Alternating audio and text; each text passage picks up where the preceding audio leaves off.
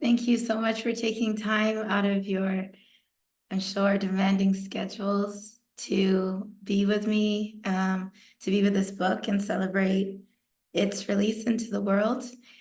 Even though it's been about 3 weeks now, almost a month that it's been out in the world, which is kind of surreal. I'm really grateful to BOA for their patience with me during this process. As well, many of you, my friends here, thank you for joining and thank you for your patience with me during this process. Writing this book, I didn't know it would be my first book. A lot of these poems I was just writing to write because of the need, of course, to write, to try and express something of what the world impresses upon us in a way that, I don't know, is as alive as that impression. I don't know how successful I was, but I learned so much in the process that I think that was the point all along. That's a success. Is just being able to get to a new place after having written these poems. So I wanted to begin with actually a poem by Lucille Clifton. I can't believe still that this was selected in honor of her legacy. There's a story that Nikki Finney tells about Lucille Clifton. And basically, the long and short of it, Lucille used the word reliable or called a person unreliable after being called out in response to being called out of her name. She just said the person was unreliable. And that kind of clarity, that kind of reliability that her work offers is so nourishing. And so I wanted to start with a poem by Miss Lucille Clifton. This is The Lesson of the Falling Leaves. The leaves believe. Such letting go is love. Such love is faith. Such faith is grace. Such grace is God. I agree with the leaves.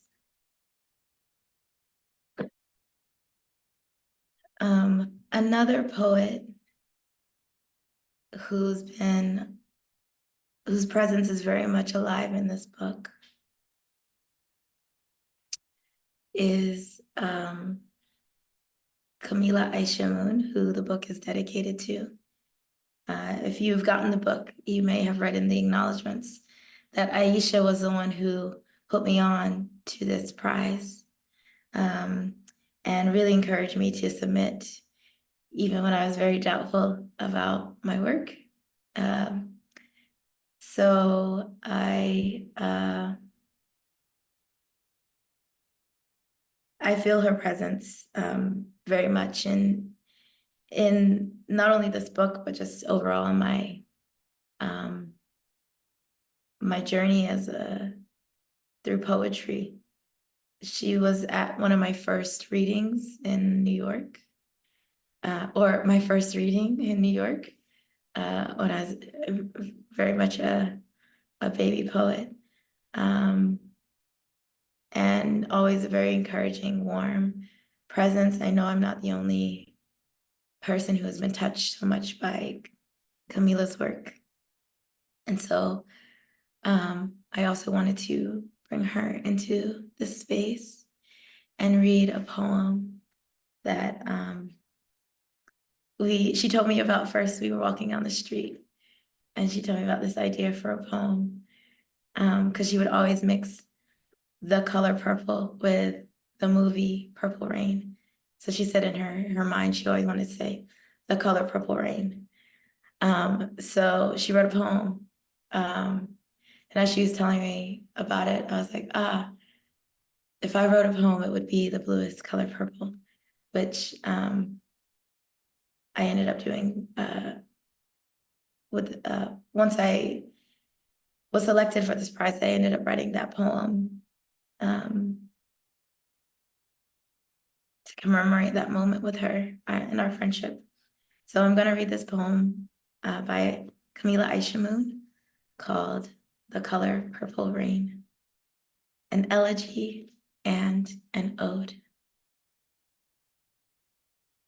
We all know that losing and loss begets devotion. Prince has risen. Alice is an elder. We age and falter. All of his purple life, he showed us how sinners coo like angels and saviors wail like electric guitar solos at once. All of hers, she had to fight, write for us in painstaking detail the difficulty of parsing, telling it apart, telling it all apart. Speak, Lord, through art. Dearly beloved, God been forever trying to tell us something. A prayer, royal and right as rain, may cycles of abuse shatter on pavement, not seep into soil as rivals jam their way to truces, earn forgiveness as old men. Let the lovers unball their fist, juke and slow drag until dawn pries them apart to put on coffee. One more day to finesse how to love without catching hands or burning it all down. Let the lovers we would die for rescue us on the back of their bikes, holding tight to their waist. Let Suge serenade Apollonia while Celie samples the pleasures of a pedal-soft man. Give the sisters back their tear-stained letters, Sophia back her sass and good eye. Welcome long-lost children home with new language in their mouths. Somewhere warm and not alone, the kid will never be like his mother or father. The stepdad's sick urges will die long before his heart bursts mid-stroke. So another girl won't have to heal into a woman, recover herself to thrive. Hallelujah. Hear me, Lord. Let Morris Day and the Time, Harpo and the Revolution play harmonics, flap their arms until wings grow, almost stealing the show. Let the kid spirit guide us all, Mr. and his pappy too, through lavender fields. Only see us laughing. We are the stars.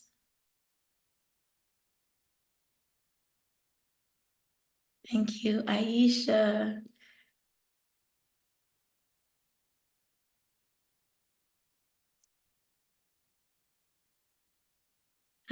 Where to begin? I wanted to leave a lot of time for questions to engage you all. And honestly, I plan to just read one poem, the poem for Aisha, but I think I'll read a few more.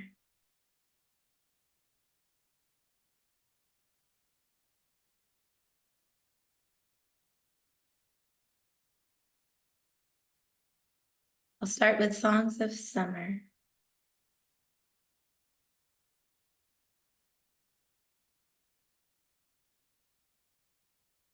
The bills are due, the electric, the water, the gas, and we're out of milk. The song plays from the car radio in soprano heat, a full choir of magnolia leaves backing the soloist. Two kids buckle to the corners of her rear view.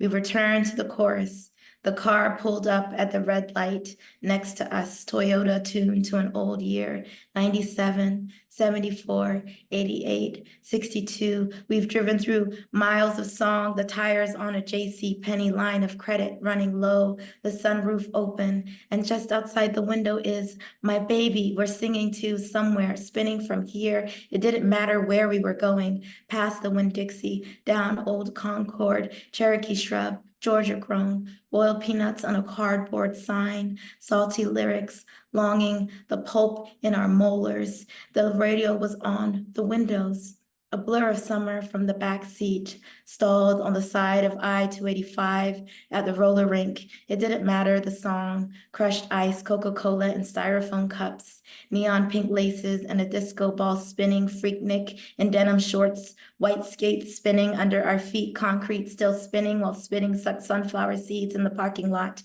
in the back of an old pickup.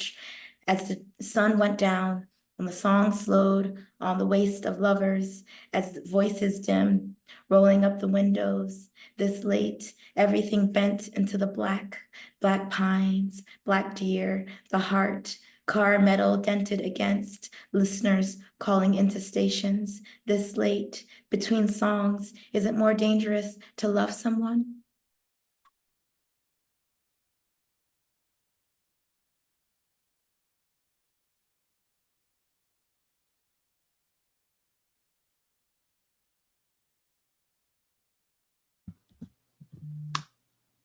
Hello, Charlene. I don't want to burst in too soon. Are you ready to chat? I was gonna do one more poem, Peter. Awesome. I'll be back in a minute. Thanks. Okay. I did tell you I was gonna read one, but the spirit hit, and so I'm gonna read just two more. This next one is on negation.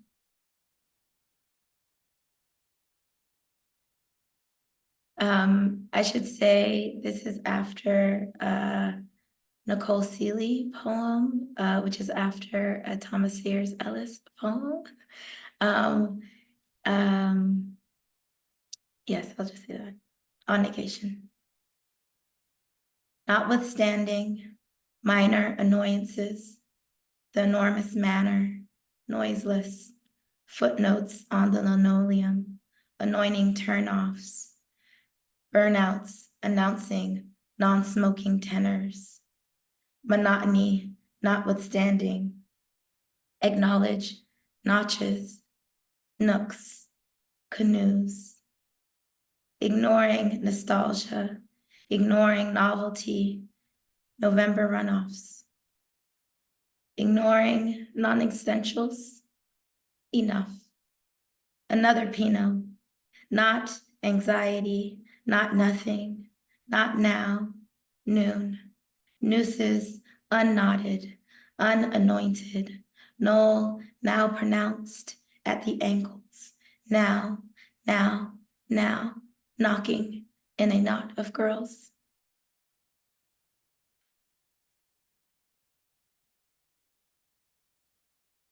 And the last poem I'll read is The Bluest Color Purple, after Camila Aishamoon.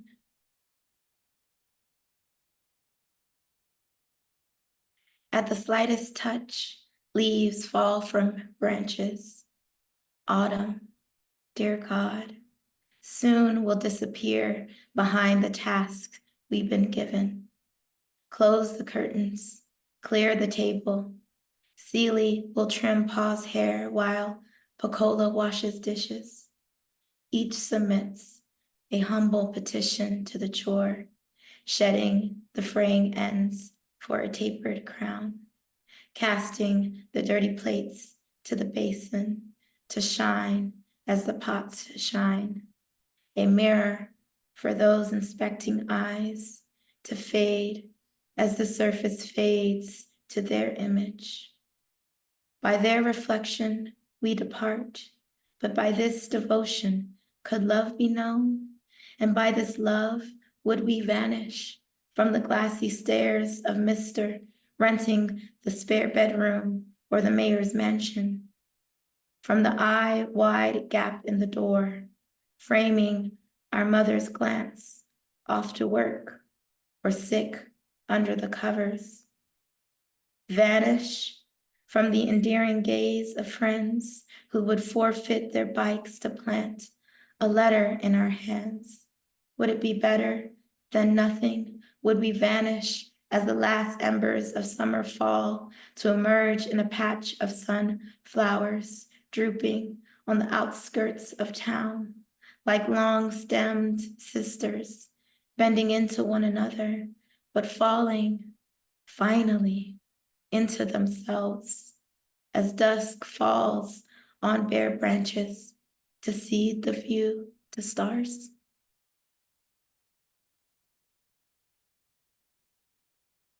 Thank you. That was awesome. If you didn't read more, I was going to try and figure out a way to ask you to read more. And maybe if you're up for it at the very end, once we chat for a while, you could read one more before we leave. Would you be willing to think about that anyway? Yeah, I'll read the last poem in the book. Oh, perfect. Awesome. It's such a pleasure to speak to you and to hear the poems read in your voice. And that's always such a treat for me to hear the poets sort of speak their own words and the way that they come out that way. And I know that there are people who are going to see this who are hoping to publish their first book, and that's such a journey in an author and a poet's life. So I wondered if you could talk some about that journey for you, and specifically with this manuscript, and maybe how long did it take you to work on, and how was the submission process, and so forth. Yeah, as I said earlier, I just started writing the poems because I just needed to write the poems. And I think at least speaking for me, like I just needed to write and not think about, oh, this is going to be a collection one day. I did have the benefit of being in an MFA program for many of the poems in the book. And so that helped to help me to organize and then think about my work as a collection and seeing what was talking to one another. So that was definitely helpful to the process. And, I'm so fortunate to have so many friends who are writers and seeing them in their own process, really of just watching them come out with their books and asking questions. So I think it really is just being immersed in the process of writing and reading and being in community and conversation with people. I didn't really submit widely for this. I really thought I was going to put these poems in a drawer, but I really wanted to honor what Aisha saw in my work to make the recommendation. And, if Aracelis was judging, then like whatever she says goes. That's how I feel about Aracelis. So if she said yes, then I could say yes a little more easier. But it was, kind of difficult to say some of the things that I wanted to say or needed to say. And so not thinking that I was going to publish this or this was going to be in a collection was actually helpful. But like I said, just being in the process, I think would be helpful to anyone who's interested in publishing. And just to expand a little bit more for those who might not know, so Charlene's book was selected by Aracelis for something called Blessing the Boat Selections, which is a series that BOA publishes focusing on women poets of color. Aracelis has been the editor at large for the past few years, and she also writes a foreword to the collection. So yeah, I agree. Whatever Aracelis says goes. I'm with you on that one. And I was curious too, 'cause I do want to return to her because there's something that she says in the foreword that I think really speaks to what the answer you just gave. But I am curious about Disorientation as the title. How did you land on that? It's an unusual title, obviously. And maybe, do you have the book there to hold up? If not, I do. But yeah, so you can see there's a letter missing and a dash. And so how did you land on that as the title?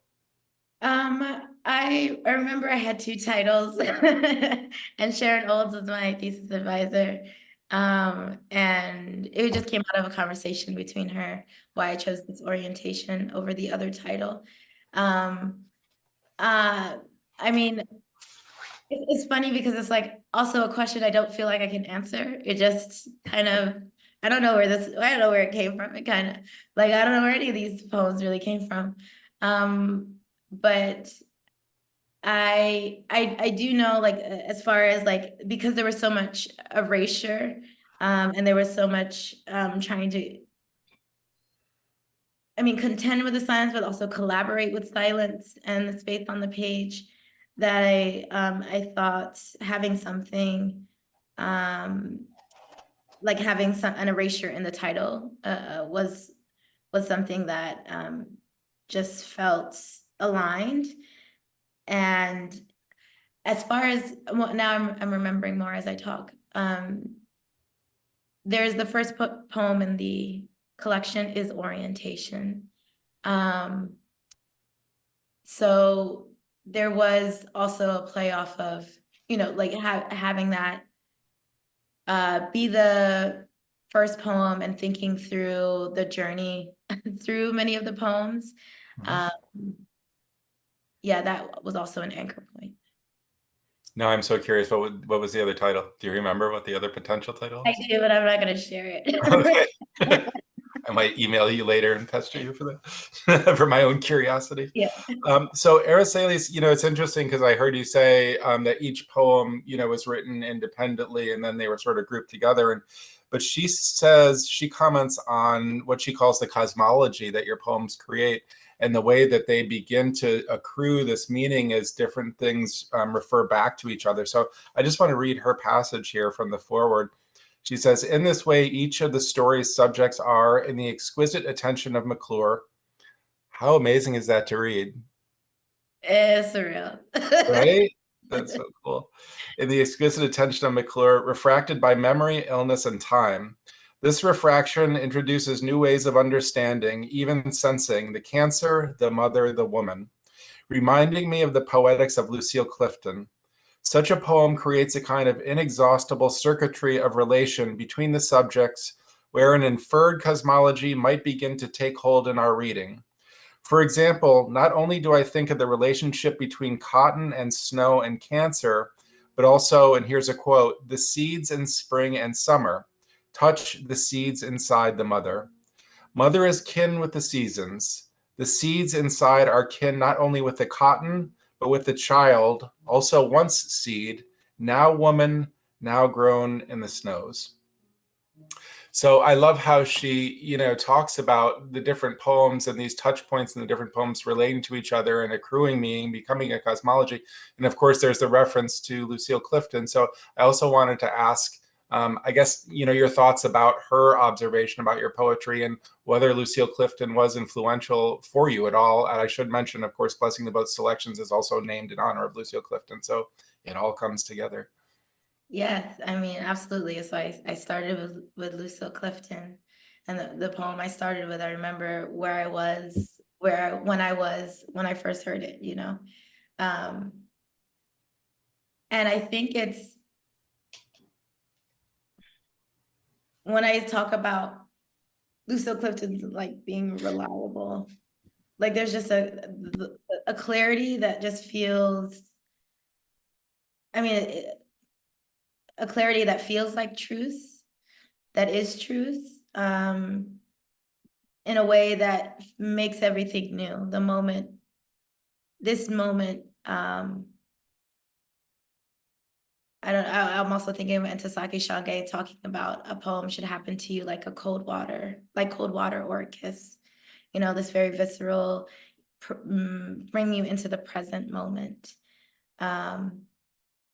And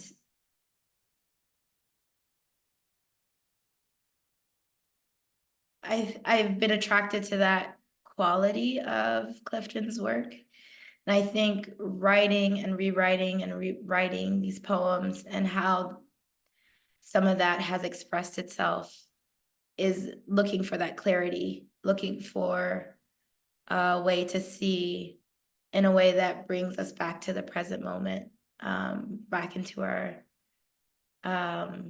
senses. So to the point about what Aracelis was saying about the cosmology, I think, it really, taking a step back and seeing how that is all working together. But the motivation there is one in the lineage of Clifton, and trying to just see clearly.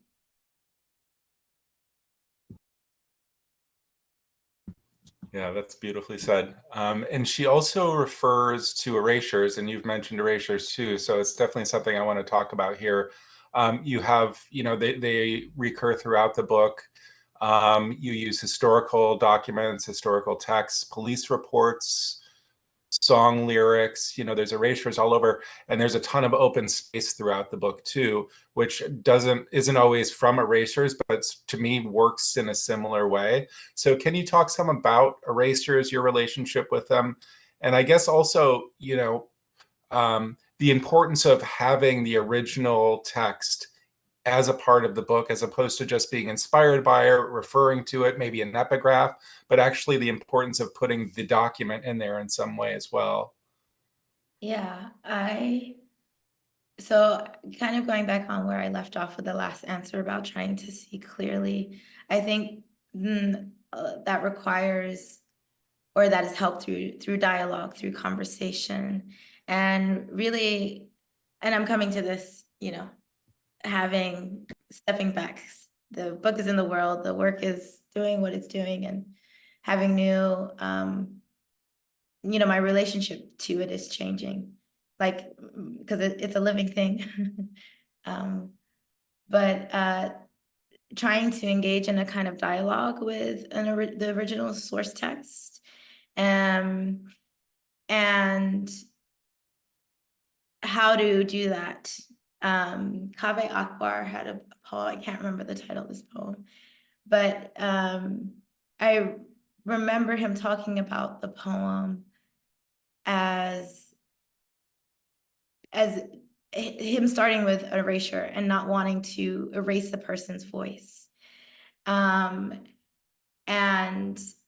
so I think there's part of it of like, I am intent on conversation, on dialogue, which is part of why the source text is there, in trying to be in conversation with it.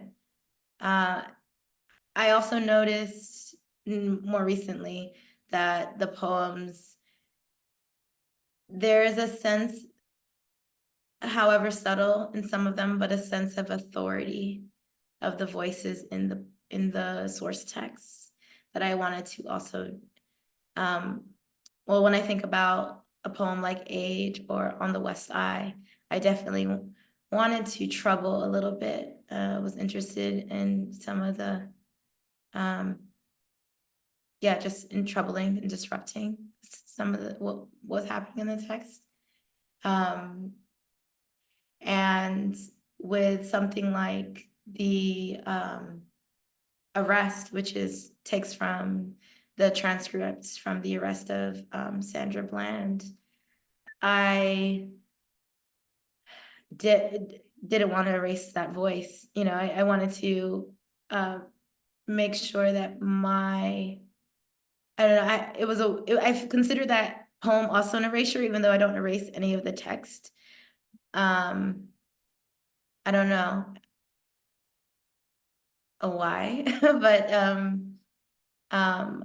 I think of it as as part of the erasure, one of the erasures in the collection.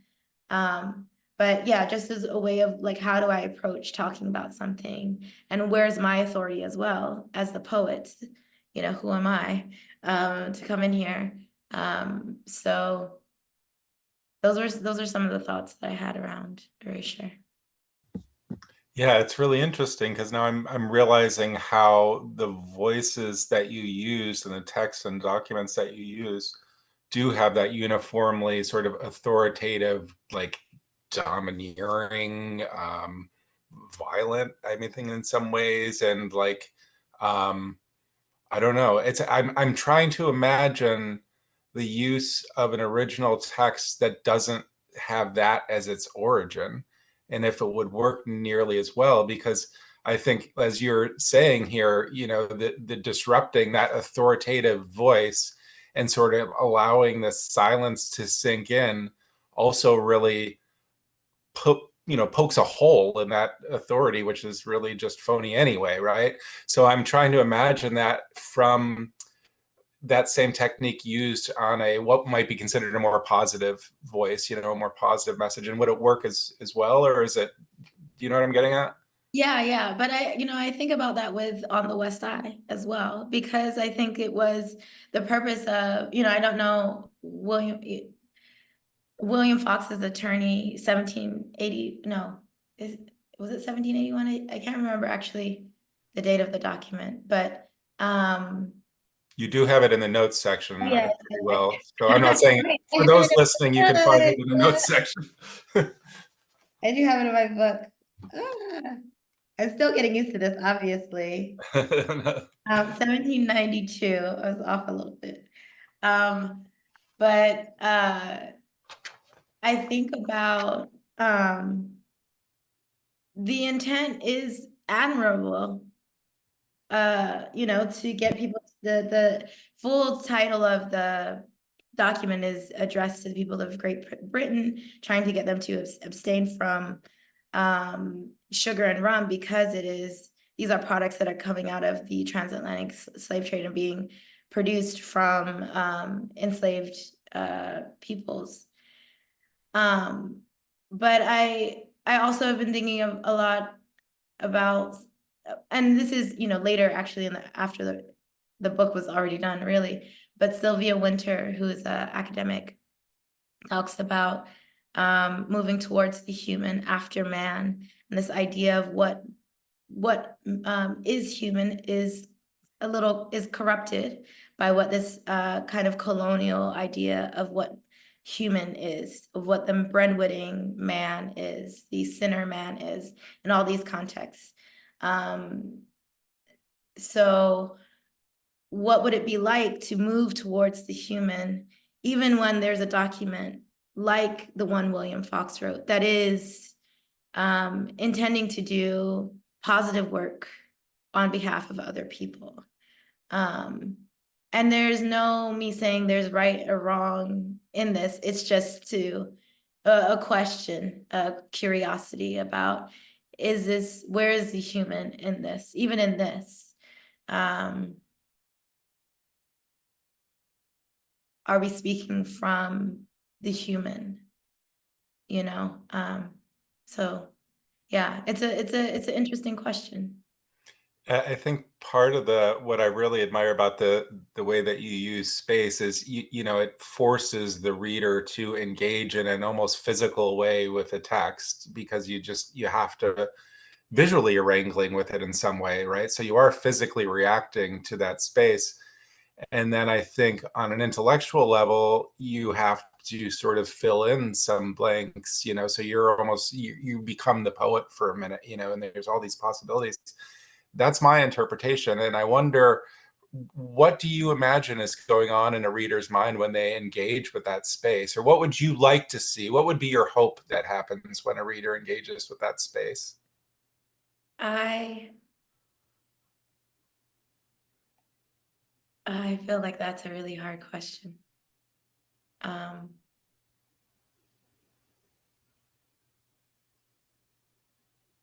I just hope something is acknowledged.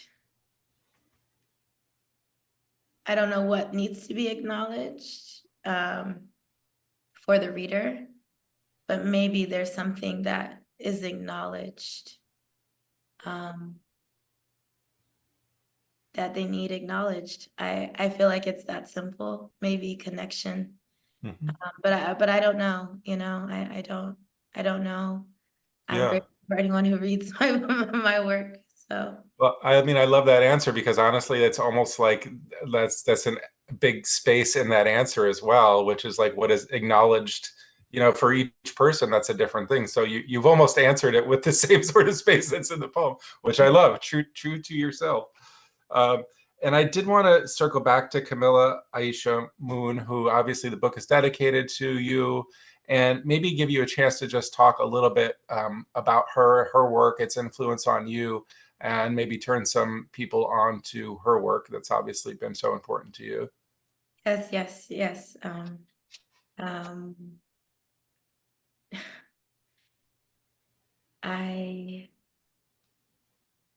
I'm wondering what else to add. How about, is there a particular book or anything that you would like to like recommend, or Oh, anything first? I mean, well, she has two books of poems. The first book, She Has a Name, and Starshine and Clay, which is also Starshine and Clay, her second book of poems, is taken from a Lucille Clifton poem.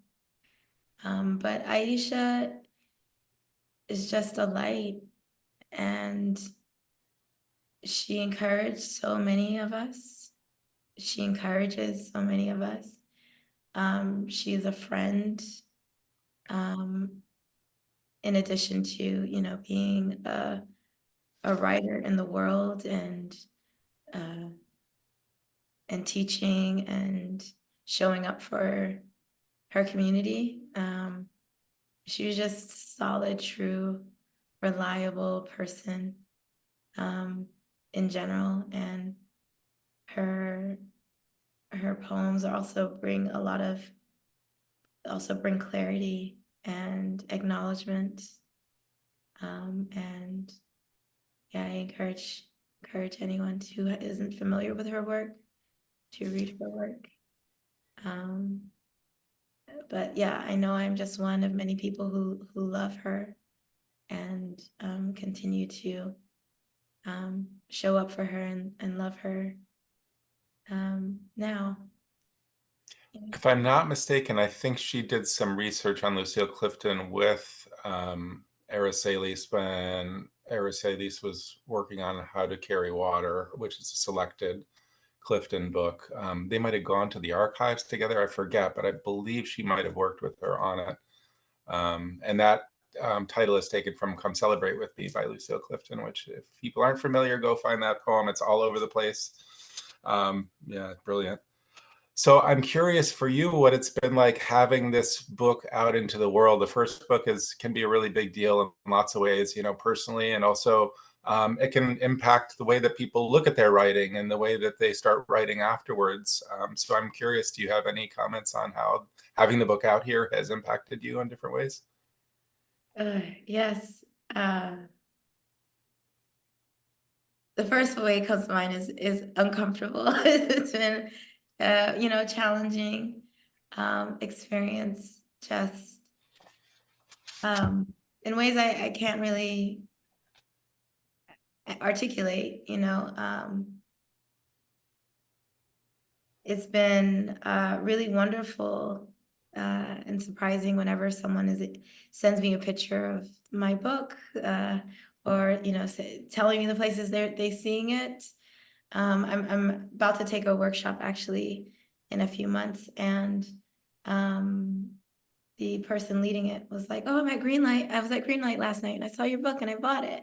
And it's really beautiful to share it with people and to have people tell me that they're connecting with the book.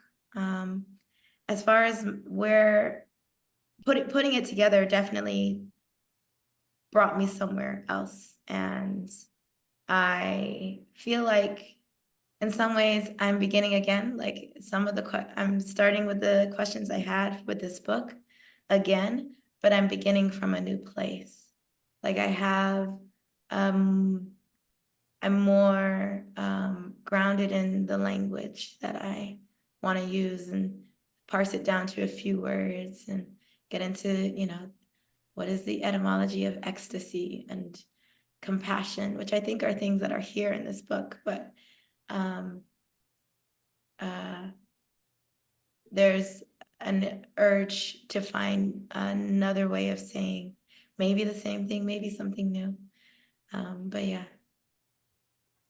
Well, I know we all look forward to reading that. I know I do. And I'm so pleased that BOA could publish Disorientation. It's a beautiful book. I hope people go and check it out and enjoy all its splendors. And if okay with you, I'm going to leave. If you'd be willing to read one more poem, I'd appreciate it. Thank you so much for chatting with me tonight. Thank you, Peter. It's been an honor. I will close this out. with the last poem of the book, Transfiguration. Pull the strings from the piano. Is it quiet now? Let's rest inside the Steinway, untouched by hammers of time. No beast to be conquered. The ivory, like a white-tailed deer, scurries off, leaving us the threads of its forlorn music. We abandon all but this one note, which might mend the harp aching at our ribs. Thank you all. Thank you so much, Charlene. Thank you all for joining us. I did put a link to buy Charlene's book in the chat. Otherwise, you can find it also on our website or on BOA's. So thank you again, Charlene, so much for sharing your time and your work with us tonight. Thank you, Peter, for facilitating the conversation. Everyone, be safe and be well. Have a nice week. Bye-bye. Bye.